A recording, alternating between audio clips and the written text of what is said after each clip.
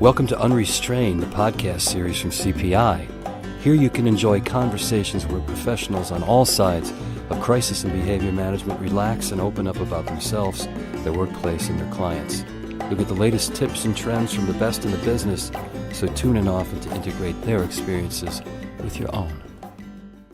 Well, hello and welcome to Unrestrained, a CPI podcast series. This is your host, Terry Vitone, and today I'm joined by Rowand Robinson. He is a professor of special education at the University of Wisconsin-Whitewater. Hello and welcome, Rowand. Good morning, and thank you for having me. Thank you.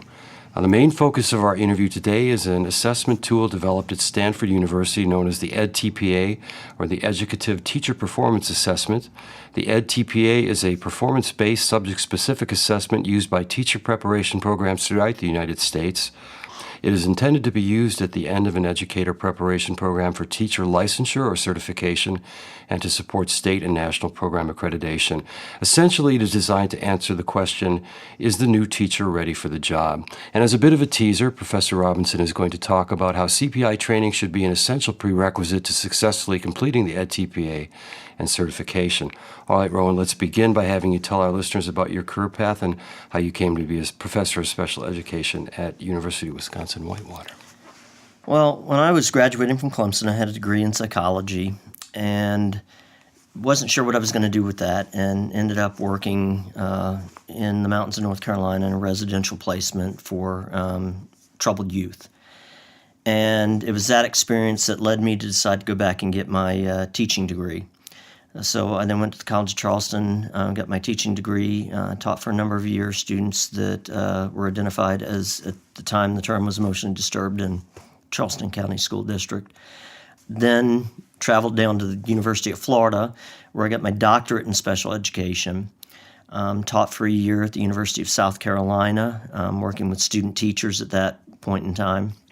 Then I actually took a deviation where I worked in the business world as a human resources manager at a chemical manufacturer, kind of a little bit astray from my chosen field, and then went back to teaching in 2006 full-time at the University of Wisconsin-Whitewater in the Department of Special Education. I see. So how do you like it so far up here in the Still don't like the cold. No, right. So I'm happy, what was it, yesterday or the day before, I think it was Sunday, when we had 100% humidity and Right. it was warm. I was in my element, but I don't complain just because who wants to hear it? Good. Well, I'm glad you found a home at Whitewater and you could join us today. Well, let's move to the edTPA. Could you tell our listeners about the development of the edTPA and talk about the design and structure, what it intends to measure and assess in student teachers? Well, the edTPA, or at least a version of it, started in California years ago, and I'm not going to recall exactly the name it was under that, but that kind of led to the development of the current day instrument. That went through a lot of iterations. A lot of research went into identifying the components that needed to be measured when evaluating novice teachers. In this case, teacher candidates is the term. Wisconsin got on board relatively early on. There are 18 states that have legislation or some sort of policy that mandates that teacher candidates use either specifically the edTPA or something that parallels components of the edTPA. Wisconsin is one that mandates specifically the edTPA.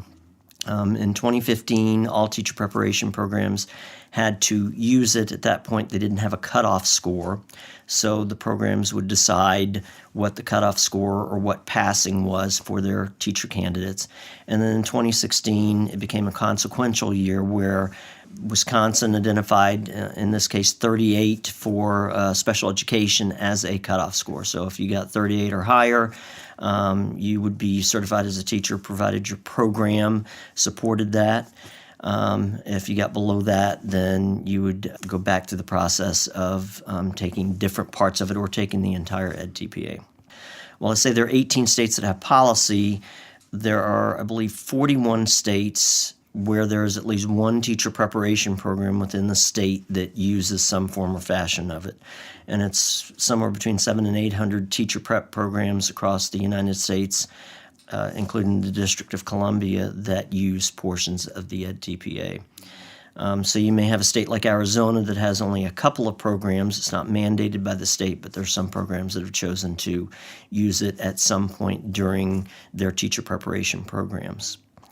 As it was developed, there are three tasks that teacher candidates have to complete: planning, instruction, and assessment.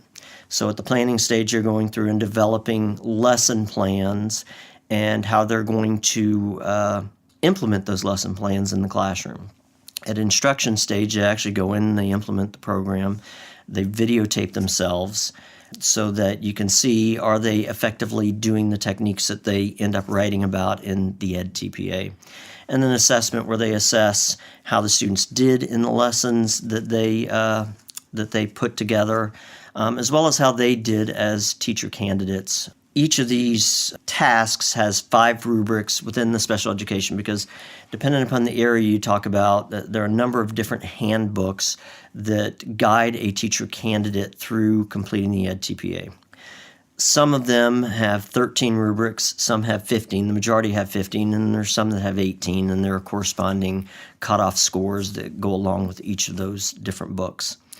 And within the special education specifically, there are 5 rubrics within each of those tasks. So you've got 15 total rubrics that teacher candidates will go through, and they've got a lot of guidance within there.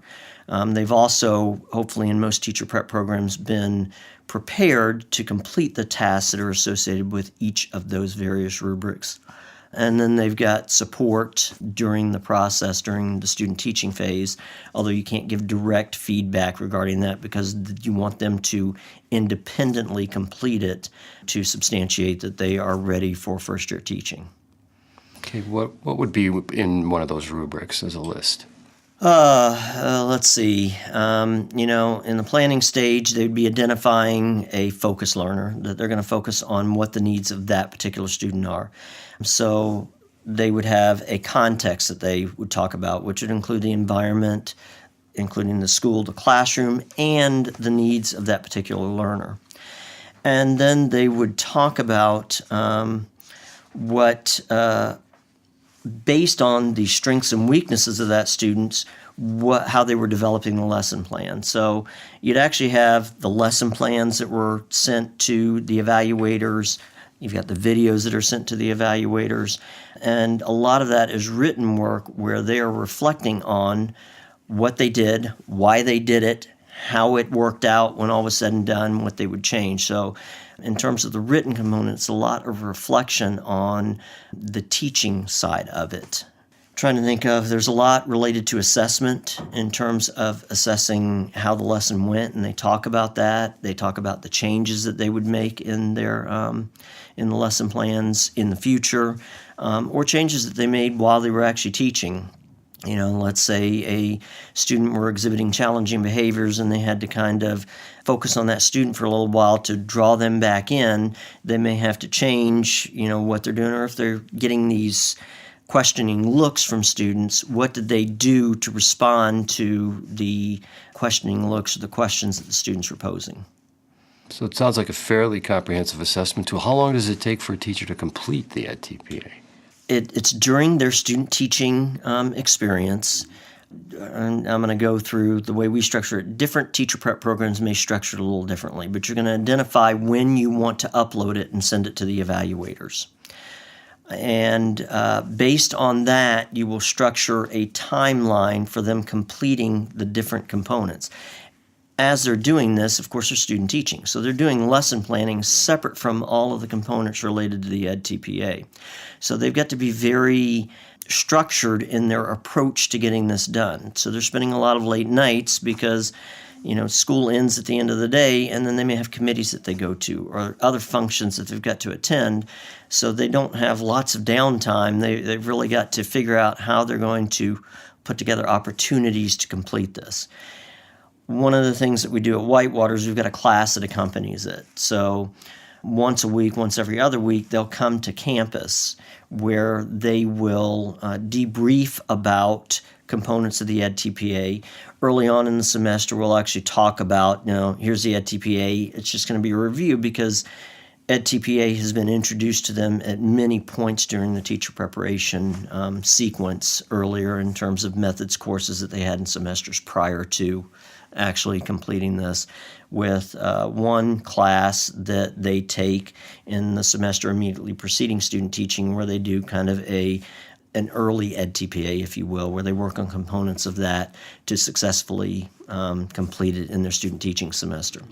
So, yes, they go a lot of gray because it is an anxiety-provoking experience, but they're well prepared for it, and the teachers that have taught that class that accompanies student teaching are very good about calming the student teachers down, about giving them the coping skills, if you will, to get through that very intense experience. So it's a pretty comprehensive measure of how they are going to enter the school that they first teach in. Absolutely. And that's the idea, is that once they have completed this, along with whatever other components, as an example, in special education, that's one thing they have to complete.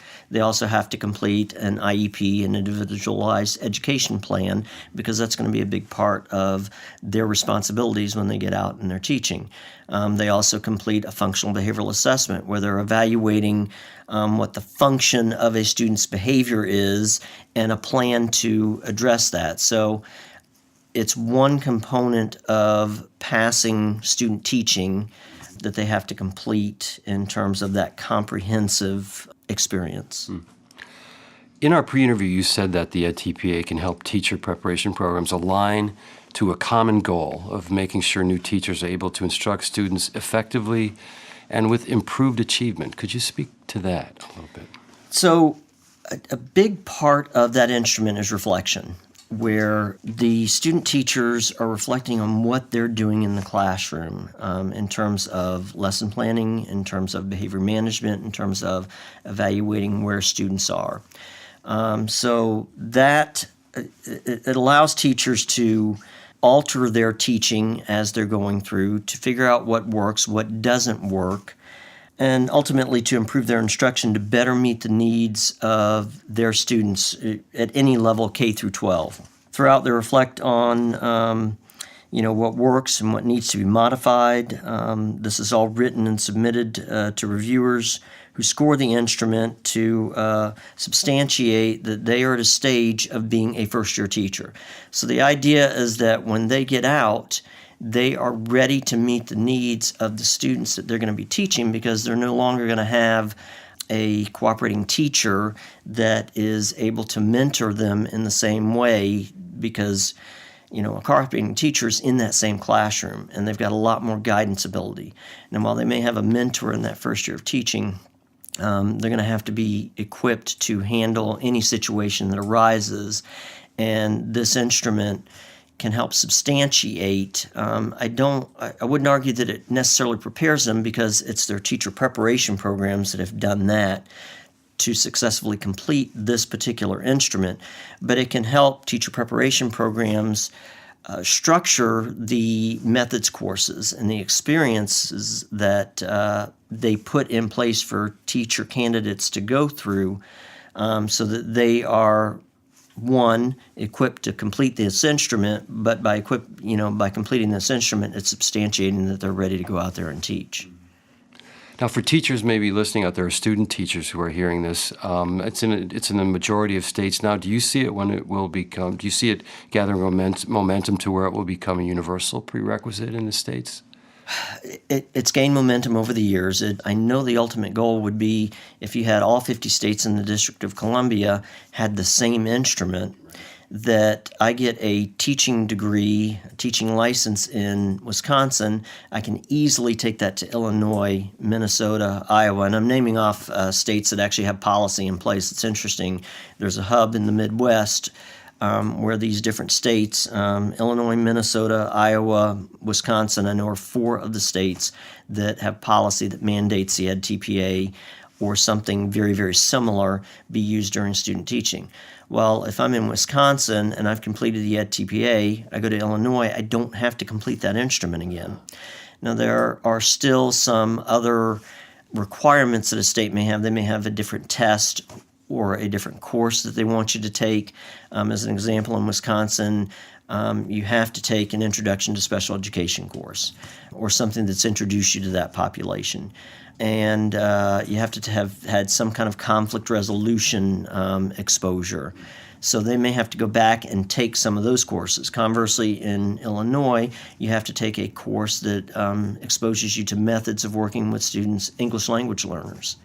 So there may be some other requirements that they've got to complete, but ultimately, when all's said and done, the idea when it initially started was to make it similar across states so that we could have highly qualified teachers going from state to state without having these huge hurdles to overcome or extra steps that they have to go through in order to begin teaching in those states, because we already know they're qualified to meet the needs of K through 12 students.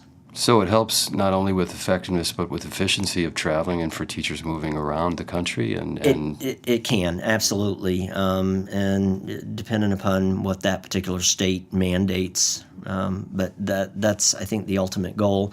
And I'm not part of Stanford or Pearson or any of that, so I don't want to speak for them, but it makes sense to me that we have a standardized process for vetting or identifying whether teachers are qualified so that we can get those highly qualified teachers more quickly in the classroom to meet the needs of students. All right. Well, now that we understand something about the edTPA, let's bridge into how CPI training is going to fit into this, and as it does now at Whitewater.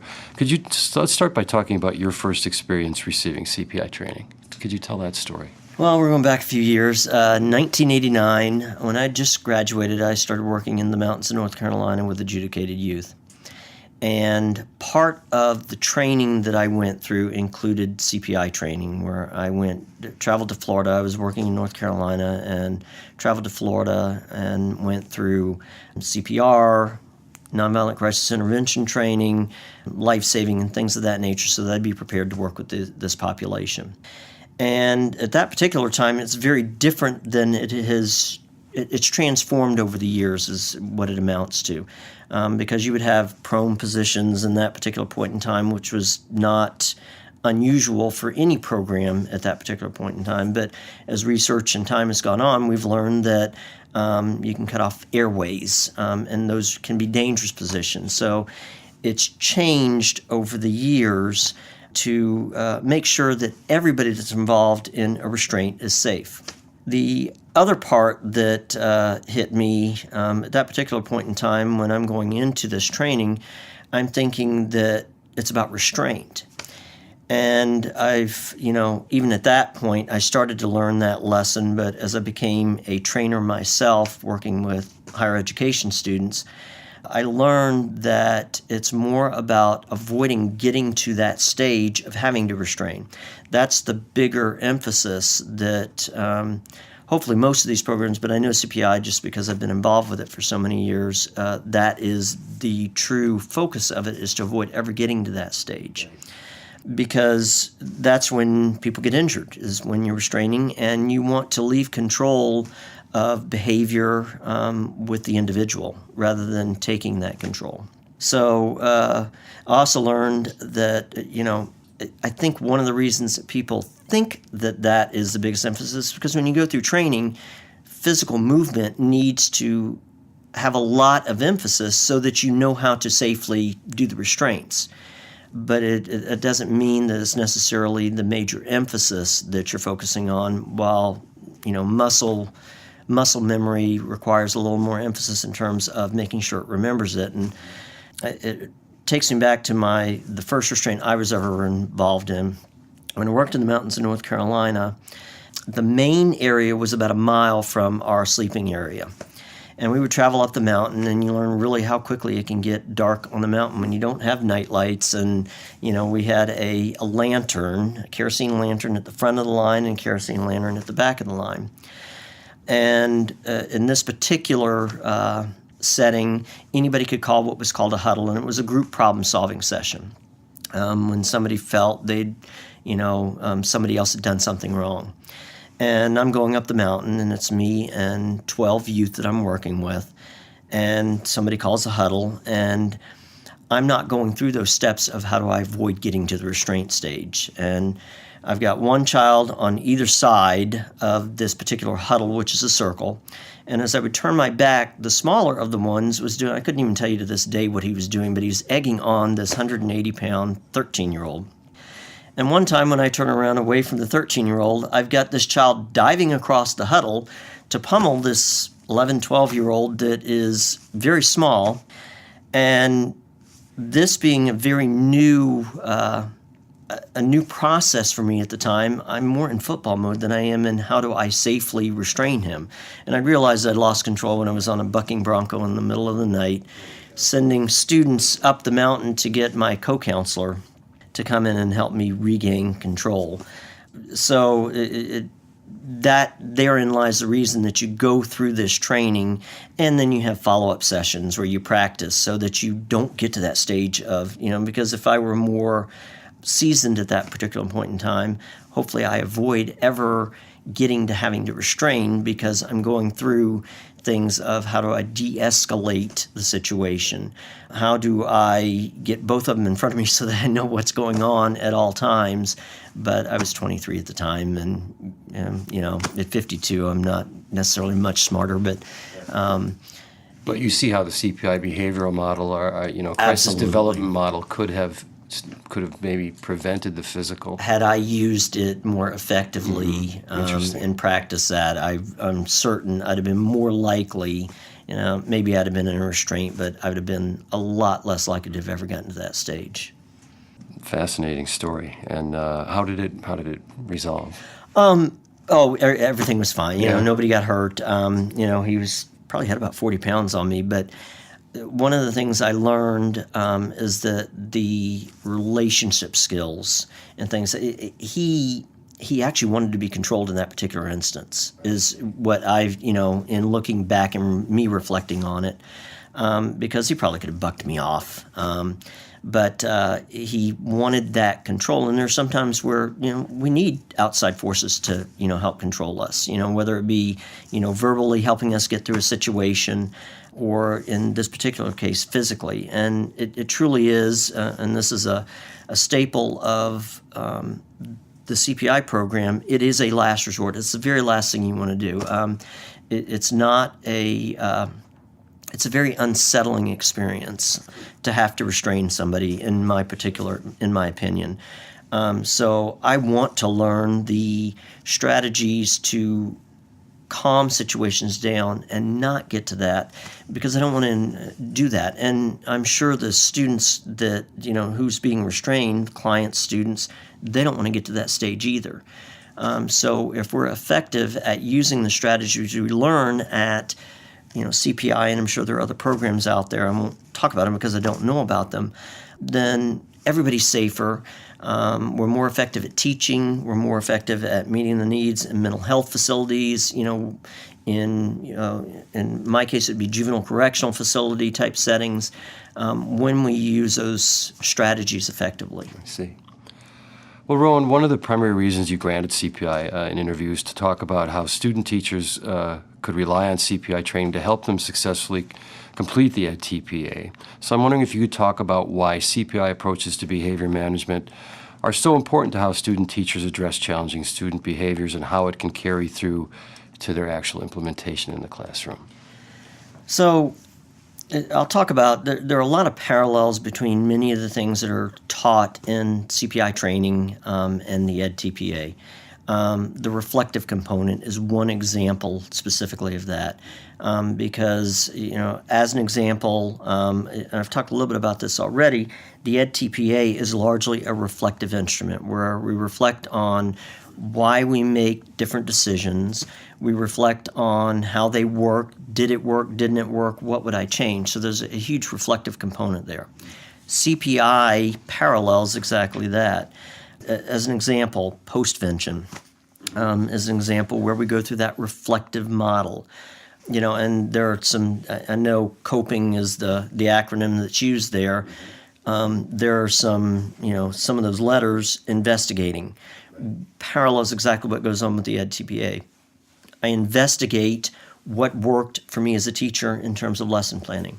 I investigate how the students responded and the changes I can make to better meet their needs. I'm trying to think of, some of the other letters in there. Control, orient, patterns, investigate. Patterns is the other one, in terms of the patterns. You're looking for patterns that go on. What did I do as a teacher that worked, that didn't work, so that I can either replicate it or replace it? How did students respond, and what are different things that they can do? With as simple as I see a student that is starting to lose control when a math sheet goes in front of them. So I can think of, what are patterns that I followed? Did I give them forewarning that this is what was coming up? Because I've got a student that I know every time they see math problems, they get set off. I can also look at what are the patterns of them. They see the math sheet, they immediately escalate in behavior. So I can teach them to raise their hand and ask for help, or to get some other kind of guidance that helps them to cope in that situation. So those are things that teacher candidates need, that are taught in their teacher prep programs, but at the same time are taught in CPI training. So it reinforces many of the same concepts, many of the same methodologies that they need to be effective teachers. I don't know if you want me to get to the stage if I can talk about where it fits in, UWW's special education program. Oh, that is what my next question is, talk about the role that CPI training plays in special ed at Whitewater. So, and that'll help me answer kind of both questions at the same time. Great. At Whitewater, and it predates me, I've been at Whitewater since 2001, started there part-time, and it was already in place at Whitewater at that particular point in time. And I would have begun teaching it in 2006 when I was a full-time teacher, the CPI component to our student teachers. When I initially got there, it was 2 semesters before student teaching. We found that it was better suited to be immediately preceding student teaching, so that they went through that training immediately prior to going into the experience where they needed to use some of those strategies to be more effective. So in the semester immediately preceding student teaching, they've got a methods course where it's in large focuses on functional behavioral assessment and how do I another strategy to avoid ever getting to that stage of students being out of control. But towards the end of that, there are a couple days that they go in for training where they learn how to effectively they learn about the restraints, but they learn also how to avoid getting to that stage because they go through that training. And that's been a staple of the program for longer than I've been a staple of the program.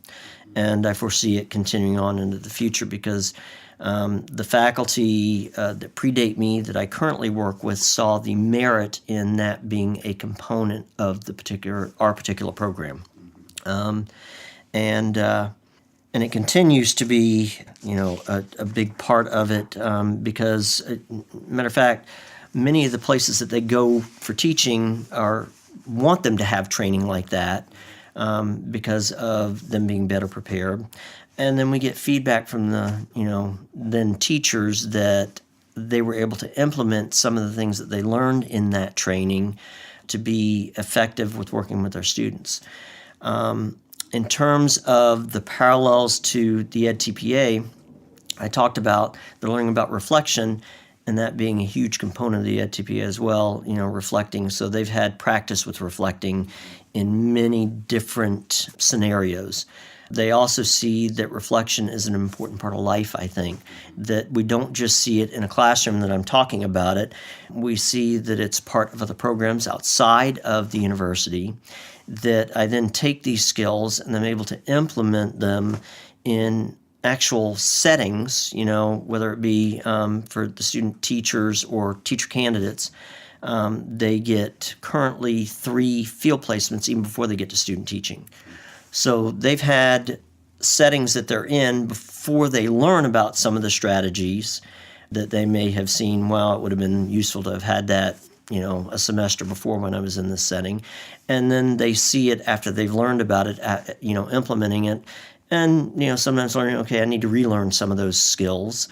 And then they've got people that they can go back to and talk to about, I went into this situation. Can you tell me, based on me describing what happened, what I could do differently? And we can help them reflect as well in that particular situation. But how I see CPI, I see it as a support mechanism for student teachers when they're getting in there, because they're going to have to deal with behavior when they get in classrooms.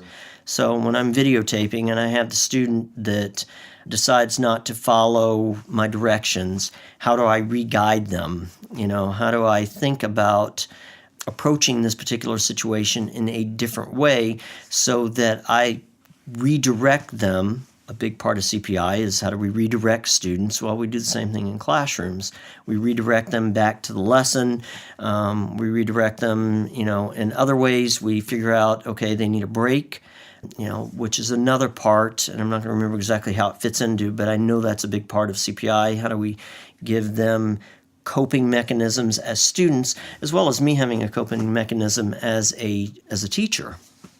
I'm not sure if I completely answered your question there. Well, I think so. I mean, I think this idea of reflection, it relates back to, for instance, in CPI, how a comprehensive debrief is an essential part of managing a behavioral incident. And this is a key component of the reflective nature of what a student teacher would do looking back on their... Absolutely. And one of the areas that they do that with is the videotaping, because we talked about those three tasks: planning, instruction, and assessment. That middle one, instruction, is where they actually implement the lesson, and they videotape themselves. They can have up to 20 minutes of videotaping, and they highlight in there things that worked, things that didn't work, things that they would change. Again, it's back to that reflective component of where I'm looking from the outside in at myself and figuring out how I can better approach different situations or approach them in the same way when it worked. Because 9 times out of 10, when they get to that stage, they have gone through a lot of preparation to be successful. Now, we're never going to be perfect. We're always going to have room for improvement. So they're going to identify areas, and we want you to be able to, or our teacher candidates to be able to look at themselves teaching, reflect on that, and see what can I improve to better meet the needs of students in the future. Also reflecting on this idea that, wow, that worked, but I need to be cognizant of the idea that it's not necessarily going to work with every other student I come into contact with or every other setting that I go into. So realizing that even though it worked this particular time, I get into another situation, another student that reacts differently, that has different needs, I may have to do something different in that particular moment. And it's really about preparing teachers to think on their feet and to think for themselves. I can give 200 different scenarios, and the 201st scenario may be the one that they encounter when they get out into the teaching. So, in many things that I've read or talked about, I talk about it as teaching them how to think, not what to think. And I want my teachers that go out into the classroom to do the same things with their K through 12 students, because we're not always there with them, and I can't think for them. It's no different than my daughters. They're now all off at college, and I can't be there to wake them up in the morning and say, okay, you got to do this. They've got to think for themselves, and we want our teacher candidates to do exactly that and to then model that for their K through 12 students so that ultimately they are approaching novel situations. And I think back to my first year of teaching, and I went through a teacher prep program that prepared me to be a first-year teacher. But I'm out there, and I've got a classroom that has 2 biological brothers that live a mile apart because they're in 2 different foster homes, a 2nd grader and a 3rd grader.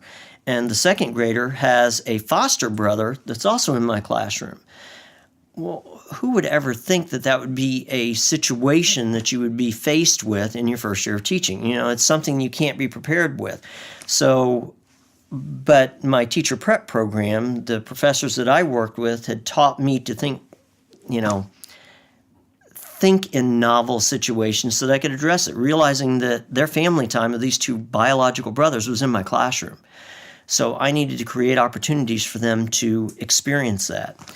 understanding that there's this new dynamic because you've got a foster brother that lives with one of the biological brothers that has got a different relationship, that you could have jealousy that could go on between the biological brother. Who knows what's going to transpire in a situation like that. But So do you see a paradigm shift then to go in here and say that teachers would not rate their effectiveness based on their students, say something hard like their test scores, but more on their overall management of the classroom as a learning environment?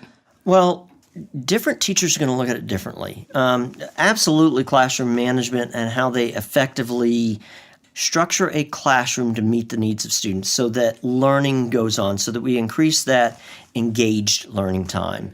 There's some things that we do outside of classes that can allow us to do that, whether it be decreasing transition times would be one example, but we're increasing that engaged time. One way to do that is to make sure that I effectively manage the classroom. And when I say managing, we often think of behavior management, and that's a huge component where CPI falls into helping us to better manage the behavior that's going on. But it can be as simple as, how do I manage a student raising their hand? Do I have a strategy that allows them to continue working while I'm working with student A, while rather than them sitting twiddling their thumbs while they're waiting on me to get there? And it could be something as simple as, placards that, it's green, I'm good to go, or I flip it to red and I know, okay, they've got a question. Well, they can continue working past where they hit the roadblock and continue learning, and then I get there and I can help them in the area. So management means a whole lot of things, but I do think you're right in determining that how I manage a classroom overall is going to be one component of how I evaluate. And then how my students are after they get out of my classroom would be another way I evaluate that. Now, the problem there is I don't see often, unless a student comes back, and every once in a while that happens, but that happens with far fewer than you don't see, where them being successful in the next classroom when they graduate in their lives, we as teachers don't see that typically. We don't hear from our students. So that would be another way that I can't necessarily know how I would evaluate myself on that because I don't see how it turns out, but that would be another way that I'd evaluate the success of teachers, at least personally for me. All right. Well, to close today, from your experience and study, what are the most important tools teachers can use to create and sustain a safe classroom environment? Well, I'm going to say the first thing is to enjoy being a teacher. Right on. And that's with any career, obviously, but I go into a career because that's what I want to do. And so I need to enjoy people and students. You need to realize that you'll make mistakes and that we're going to learn from those mistakes and be willing to reflect on what happened to improve your practice in the future. And to rely on the resources that we've got at hand. And an example of that would be if I've gone through CPI training or something similar, where I can rely on that training, rely on the instructors or materials that I've gotten to look back and kind of refresh my memory. Rely on the resources you've got in the school. And when I say resources, we often think of money, but 90% of your resources are not money. It's relying on the teacher next door to get ideas of, I'm working with Johnny and I can't figure out what to do in this particular situation. And they go, well, when I had him the year before or when I had him for, reading or math, this is what I do. So again, relying on the expertise of other people, whether it be in the setting you're in or people that, you have a good relationship with, mentors, if you will, that you can go back to, materials that you were given during that time frame.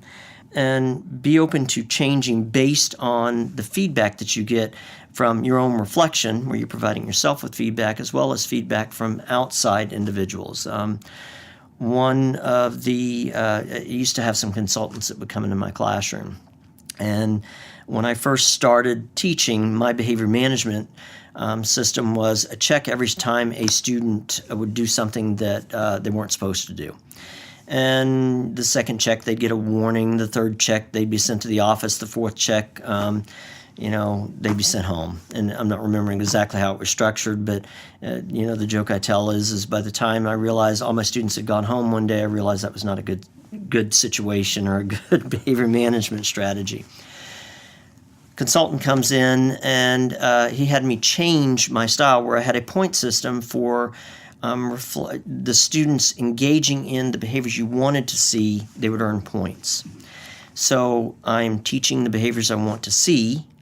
I'm not focusing on the negative, I'm now focusing on the positive, and it worked a lot better in terms of maintaining the classroom environment that I wanted to, and that allowed me to meet the needs of my students both behaviorally and academically by listening to some of those resources and relying on the other experts, another set of eyes that can help you here and there.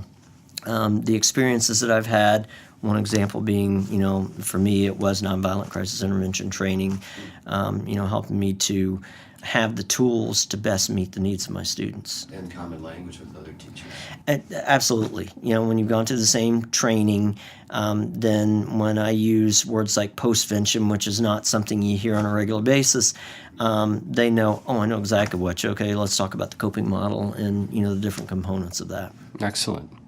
Well, thank you, Rowand. My guest today has been Rowand Robinson. He is a professor of special education at the University of Wisconsin-Whitewater. Thank you so much, Rowand. Well, thank you for having me. Really enjoyed it. Me too. And thank you all for listening.